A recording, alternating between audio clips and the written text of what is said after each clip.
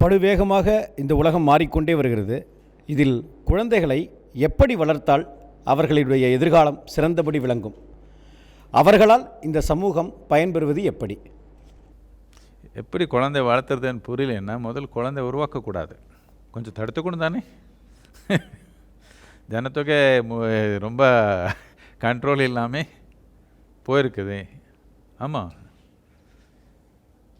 இந்த ஒரு 100 வருஷத்தில் 5 மடங்கு அதிகமாகிடுச்சு உலகத்து ஜனத்தொகை. நம்ம நாட்டில் 33 கோடி இருந்தது 47. இப்போது சொல்லுங்கள் எவ்வளோ? 120. 4 மடங்கு 65 வருஷத்தில். வேறு ஒன்றும் பண்ணலைன்னா இது மட்டும் பண்ணியே இருக்கிறோம். குழந்தை வளர்த்துறது எப்படி எனக்கு தெரியலன்னா கொஞ்சம் வெயிட் பண்ணணும் தானே. எதுக்கு எவ்வளோ அர்ஜென்ட்டுன்னு கேட்குறேன்.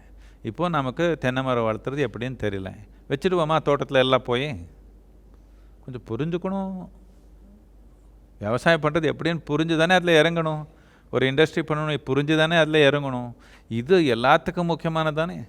அடுத்த தலைமுறையை உருவாக்குறப்போ இது என்ன எப்படி என்னையே நான் சரியாக வளர்த்துக்க முடியல, இன்னொருத்தர் எப்படி வளர்த்த போகிறேன் கொஞ்சம் அதுக்கு கவனம் கொடுத்தப்புறம் தானே இன்னொரு தலைமுறை உருவாக்குற நோக்கம் நமக்கு வரணும்.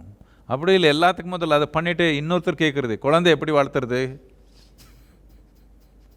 நாம் குழந்தை பேத்துட்டு இன்னொருத்தர் போய் கேட்குறது குழந்தை எப்படி வளர்த்துறதுன்னு என்னன்னு கேட்குறது.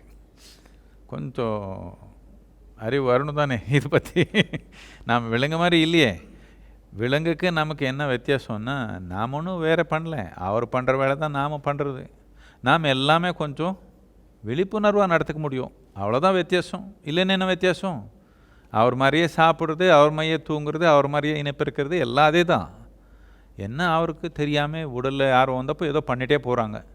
நாம் அப்படி இல்லை, நாம் கொஞ்சம் விழிப்புணர்வாக நடத்துக்க முடியும். எல்லாமே சாப்பாடு இருந்தாலும் சரி, தூக்கம் இருந்தாலும் சரி, இணைப்பிருக்கிற செயல் இருந்தாலும் சரி, எல்லாமே நாம் விழிப்புணர்வாக நடத்துக்க முடியும்.